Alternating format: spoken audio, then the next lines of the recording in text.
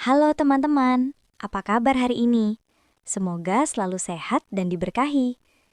Sebelum ceritanya dimulai, jangan lupa like, subscribe, dan aktifkan lonceng notifikasi agar tidak ketinggalan cerita berikutnya. Tulis juga nama dan asal kota kalian di kolom komentar. Saya ingin tahu siapa saja yang setia menemani dan mendengarkan cerita di channel ini. Aku adalah Aisyah, istri yang percaya bahwa pernikahan tidak perlu gemerlap untuk bisa bahagia. Cukup saling jujur, saling menjaga, dan pulang ke rumah dengan hati yang sama-sama tenang. Rumah tangga kami sederhana. Tidak ada kejutan besar, tidak ada cerita manis yang berlebihan. Hari-hari kami diisi rutinitas yang berulang. Pagi yang sama, obrolan yang itu-itu saja, lelah yang dibagi tanpa banyak keluhan. Tapi justru disitulah aku merasa aman. Aku percaya, ketenangan adalah bentuk cinta paling dewasa. Aku percaya padanya sepenuh hati, bukan karena aku tidak mengenal kemungkinan dikhianati, tapi karena aku memilih yakin. Bagiku, kepercayaan bukan hadiah. Ia adalah keputusan yang kupegang setiap hari. Aku tidak pernah merasa perlu memeriksa ponselnya, mempertanyakan setiap keterlambatan, atau mencurigai hal-hal kecil yang seharusnya tidak menjadi masalah. Di rumah ini, aku belajar menerima ketidaksempurnaan. Kami pernah berbeda pendapat, pernah diam lebih lama dari biasanya, pernah lelah pada waktu yang bersamaan, tapi tidak pernah terlintas di benakku bahwa kejujuran bisa runtuh hanya karena hadirnya orang lain.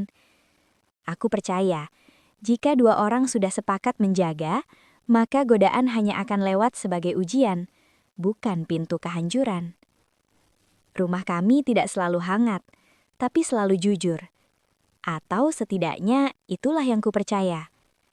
Dan saat itu, aku sama sekali tidak tahu bahwa kepercayaanku sedang diuji oleh sesuatu yang datang bukan untuk menguatkan, melainkan untuk menjebak.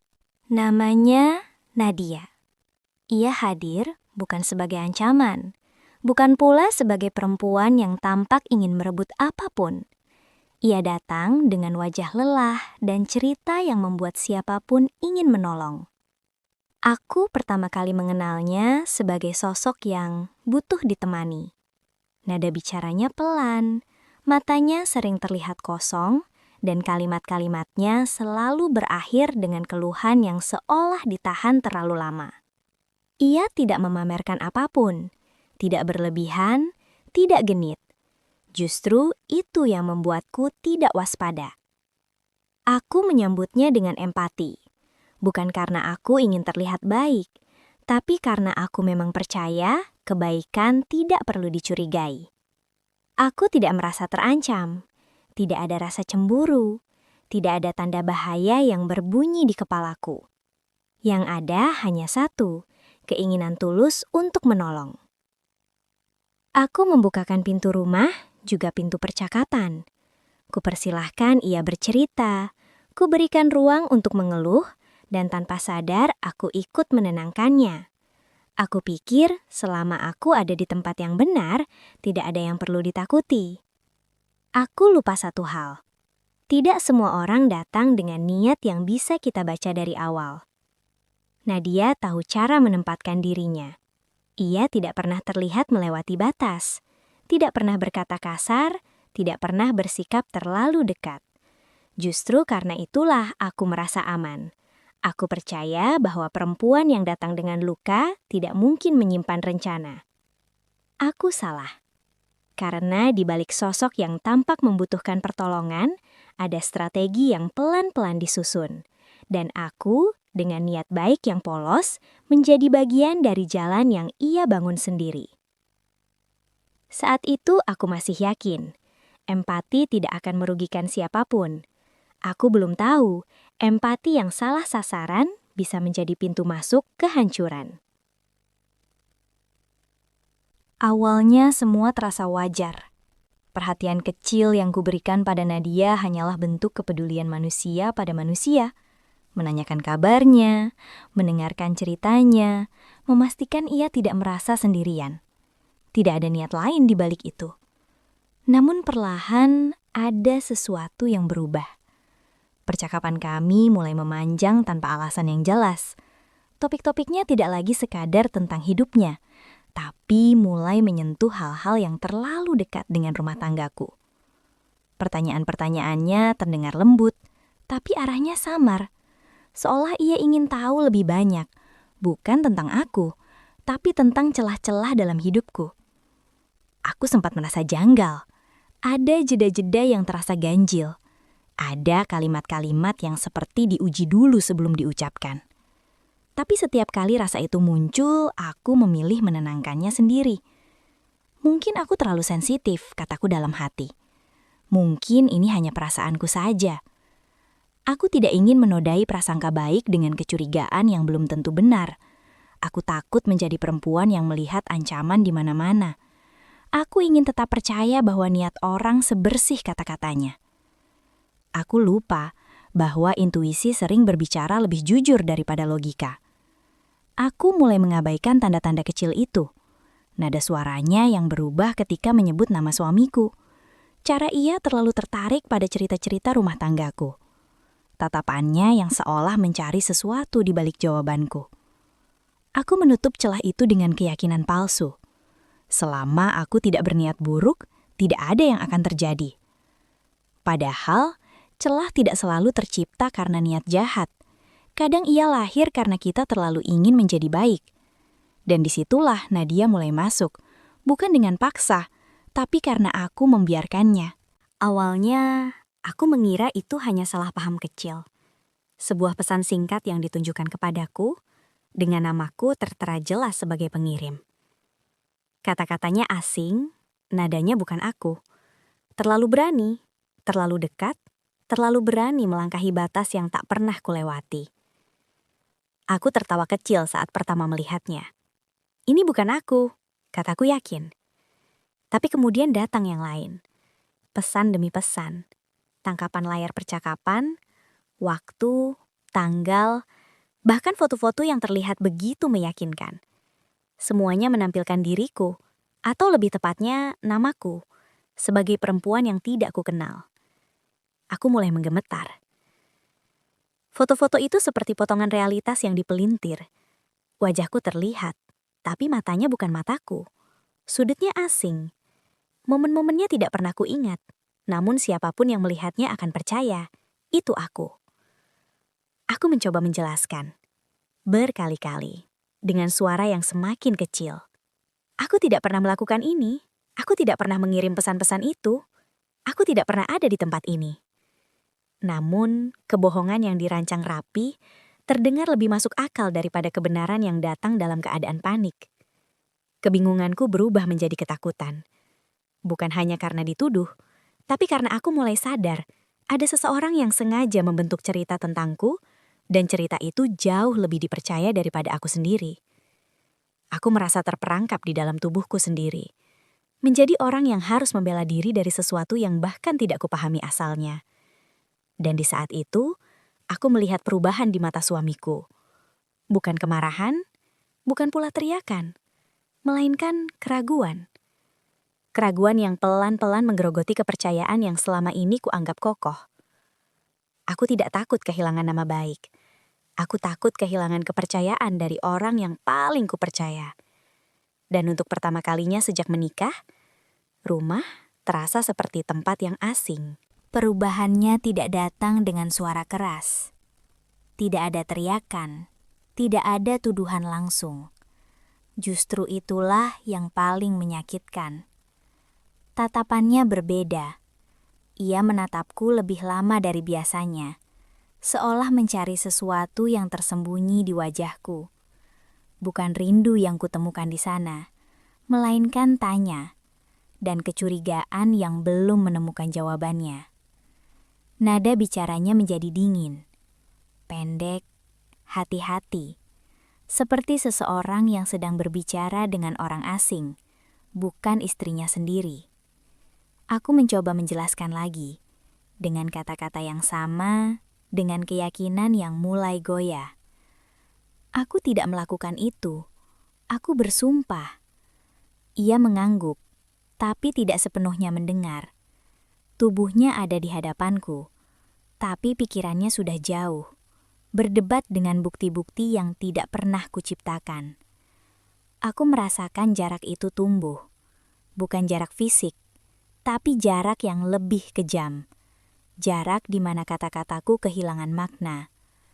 Setiap kali aku berbicara, ia diam. Dan setiap kali ia diam, aku tahu.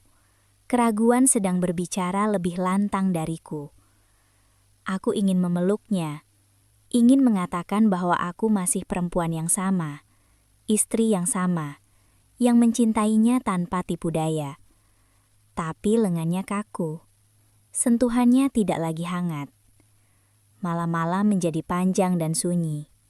Kami tidur di ranjang yang sama, tapi terasa seperti dua dunia yang terpisah.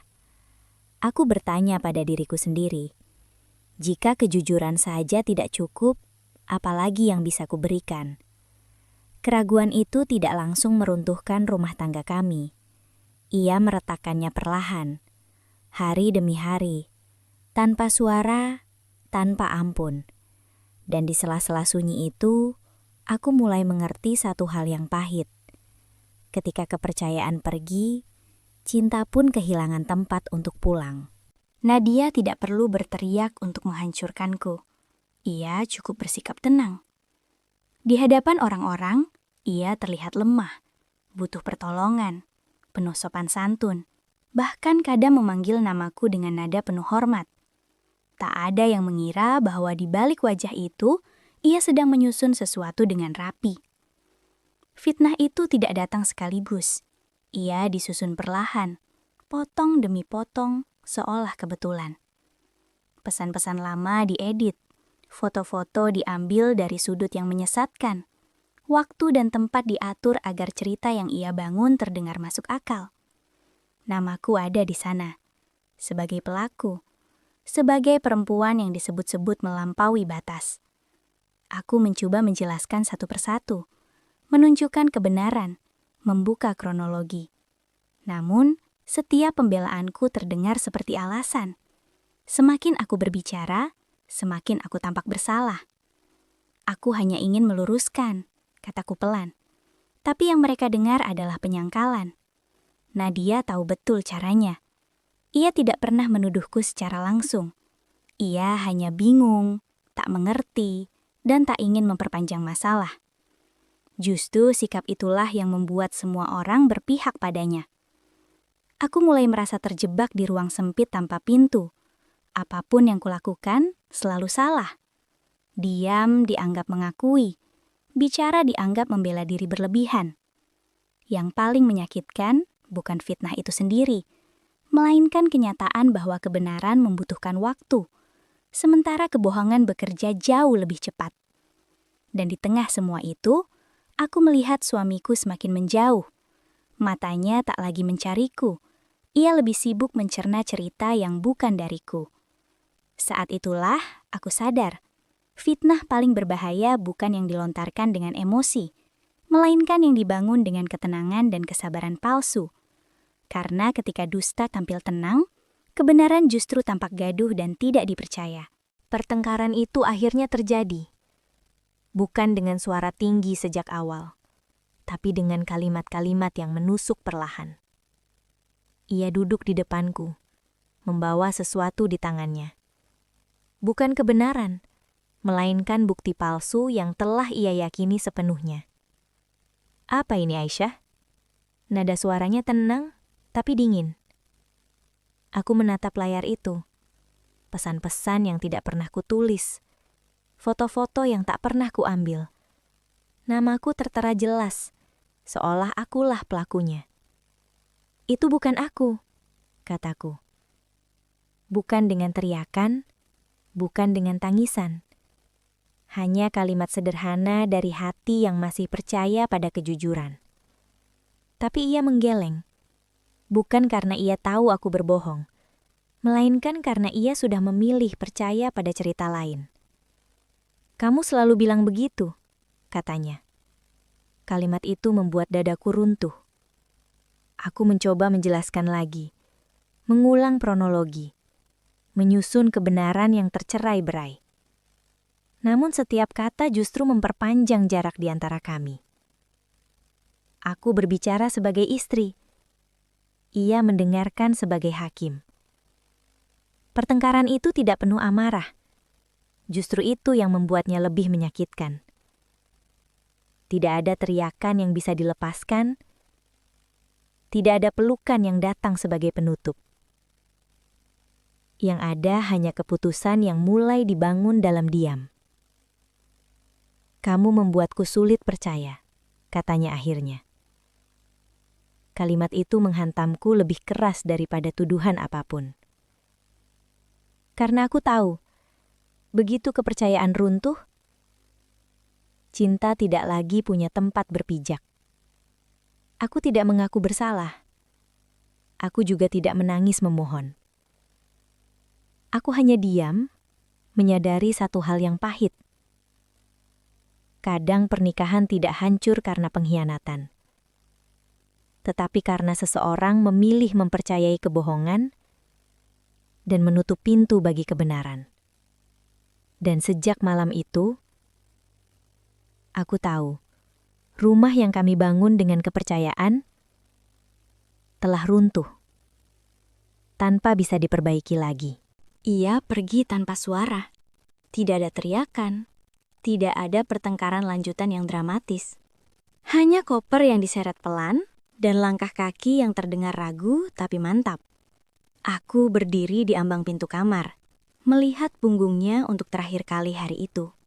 Aku ingin memanggil namanya, ingin berkata, "Tunggu, dengarkan aku sekali lagi." Tapi kata-kata itu tertahan di tenggorokan. Bukan karena aku tidak ingin menjelaskan, melainkan karena aku sadar ia sudah tidak ingin mendengar. Pintu tertutup. Bunyi kuncinya pelan, tapi dampaknya menghancurkan. Rumah mendadak terasa asing. Setiap sudut menyimpan gema pertanyaan yang tak terjawab. Tentang kemana perginya kepercayaan. Tentang mengapa aku harus membayar kesalahan yang tak pernah kulakukan. Aku duduk di lantai, memeluk lututku sendiri. Tidak menangis keras, hanya air mata yang jatuh tanpa suara. Seperti luka yang tidak diberi hak untuk membela diri. Yang paling menyakitkan bukan ditinggalkan, melainkan ditinggalkan dengan cap bersalah. Ditinggalkan tanpa kesempatan menjelaskan, tanpa kesempatan dipercaya. Aku mencoba mengingat kembali setiap kebaikan yang pernah kulakukan, setiap kesetiaan yang kupelihara, setiap kejujuran yang kujaga. Namun semua itu terasa kecil di hadapan fitnah yang disusun rapi. Malam itu aku tidur sendirian, bukan hanya tanpa suami, tapi tanpa kepastian.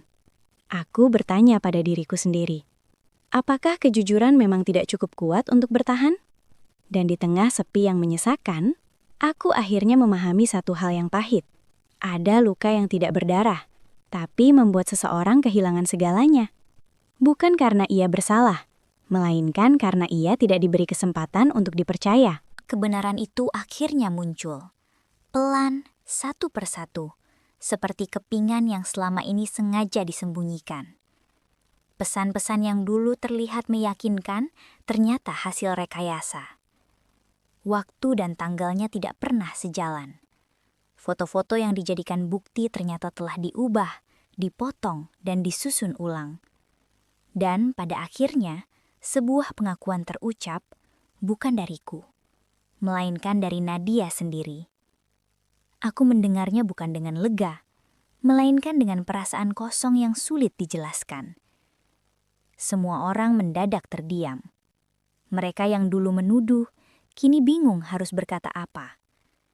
Mereka yang dulu ragu, mulai menunduk, seolah malu pada kesimpulan yang terlalu cepat. Suamiku datang menemuiku. Wajahnya lelah, matanya penuh penyesalan. Di tangannya ada kebenaran yang selama ini ia cari. Namun baru ia genggam setelah segalanya runtuh. Ia meminta maaf. Kata itu terdengar tulus, tapi juga terlambat. Karena kebenaran tidak selalu menyembuhkan. Kadang ia hanya menjelaskan luka yang sudah terlanjur membusuk. Aku mendengarkan penjelasannya dengan tenang, Bukan karena aku sudah sepenuhnya memaafkan, tapi karena amarahku sudah terlalu lelah untuk diluapkan. Aku bertanya dalam hati, jika dulu ia mau mendengar, apakah semua ini bisa berbeda? Rumah tangga kami tidak hancur karena fitnah semata. Ia runtuh karena kepercayaan yang goyah. Karena seseorang lebih memilih bukti yang mudah dipercaya daripada perempuan yang telah ia pilih sebagai istri. Kebenaran itu kini berdiri di hadapanku. Terang, jelas, tak terbantahkan. Namun bersamanya, aku juga melihat puing-puing dari sesuatu yang tidak bisa dibangun kembali dengan cepat. Aku tidak bersorak, tidak merasa menang. Aku hanya diam, menatap hidupku yang telah berubah arah. Dan di sanalah, aku menyadari satu hal yang menyakitkan namun jujur. Kebenaran yang datang terlambat tidak selalu menyelamatkan. Kadang hanya mengajarkan siapa yang benar-benar memilih kita saat kita paling butuh dipercaya. Aku tidak bangkit dengan sorak kemenangan. Aku bangkit dalam diam. Luka itu masih ada. Tidak hilang hanya karena kebenaran akhirnya berpihak padaku. Ada hari-hari di mana ingatan kembali mengetuk, menghadirkan rasa sesak yang datang tiba-tiba. Namun, aku tidak lagi runtuh karenanya. Aku belajar menerima satu hal yang paling sulit. Kehilangan suami bukan berarti kehilangan harga diri. Ditinggalkan bukan berarti aku gagal sebagai istri. Dan difitnah bukan berarti aku layak disalahkan. Aku berhenti menanyakan apa salahku. Karena tidak semua kepergian lahir dari kesalahan kita. Sebagian berasal dari ketidakmampuan orang lain untuk percaya. Aku memilih menyembuhkan diri pelan-pelan. Dengan memaafkan tanpa harus kembali. Dengan ikhlas tanpa harus melupakan. Dengan melepaskan tanpa membenci. Aku menjaga martabatku dengan satu cara sederhana. Tidak membalas luka dengan luka. Tidak menjelaskan diriku pada mereka yang memilih tidak mendengar. Dan tidak menukar ketenangan dengan pengakuan yang datang terlambat. Kini aku berdiri sebagai Aisyah yang baru. Perempuan yang pernah hancur, tapi tidak membiarkan luka menentukan masa depannya. Aku melanjutkan hidup bukan karena segalanya sudah baik-baik saja, melainkan karena aku pantas bahagia tanpa harus menunggu siapapun kembali. Dan jika suatu hari namaku disebut dalam cerita masa lalu, aku ingin dikenang bukan sebagai perempuan yang ditinggalkan, melainkan sebagai perempuan yang memilih bangkit, tanpa rasa bersalah, tanpa dendam, dan tanpa kehilangan dirinya sendiri. Aku tidak pernah mendoakan keburukan untuknya. Bahkan setelah semuanya runtuh, setelah suamiku pergi dengan keyakinan bahwa aku bersalah, aku memilih diam dan menjauh. Aku terlalu lelah untuk membalas apapun. Namun, hidup memiliki caranya sendiri untuk meluruskan yang bengkok. Beberapa bulan setelah kepergian suamiku, kabar tentang Nadia mulai terdengar. Pelan tapi jelas. Cerita-cerita yang dulu ia sembunyikan rapi mulai bocor satu persatu. Ia kembali memainkan peran korban di tempat lain, dengan wajah sendu dan kisah pilu yang serupa. Tapi kali ini, tidak semua orang mudah percaya. Seseorang mengenali polanya. Pesan-pesan lama ditemukan, kebohongan saling bertabrakan. Perempuan yang dulu terlihat lemah dan tulus, kini dipertanyakan kejujurannya. Lingkaran pertemanan menjauh. Kepercayaan yang ia bangun dari manipulasi runtuh oleh caranya sendiri. Tidak ada yang berteriak menuduh. Mereka hanya berhenti percaya. Aku mendengar kabar itu tanpa rasa puas. Tidak ada senyum kemenangan, hanya keheningan yang anehnya terasa ringan. Dan suamiku, ia akhirnya tahu. Ia datang dengan wajah yang tidak lagi penuh amarah, melainkan penyesalan. Mengakui bahwa ia telah memilih percaya pada bukti palsu dan meninggalkan aku tanpa memberi kesempatan membela diri. Ia meminta maaf berkali-kali. Aku mendengarkan, tapi tidak lagi berharap. Karena karma tidak selalu berupa kehancuran besar. Kadang ia hadir sebagai kesadaran yang datang terlambat, sebagai kehilangan yang tidak bisa diperbaiki. Aku tidak hancur karena dijebat, aku justru belajar berdiri. Dan Nadia, ia kehilangan apa yang selama ini ia curi dari orang lain, kepercayaan, tanpa aku perlu membalas apapun. Sampai di sini cerita hari ini. Sampai jumpa di cerita berikutnya.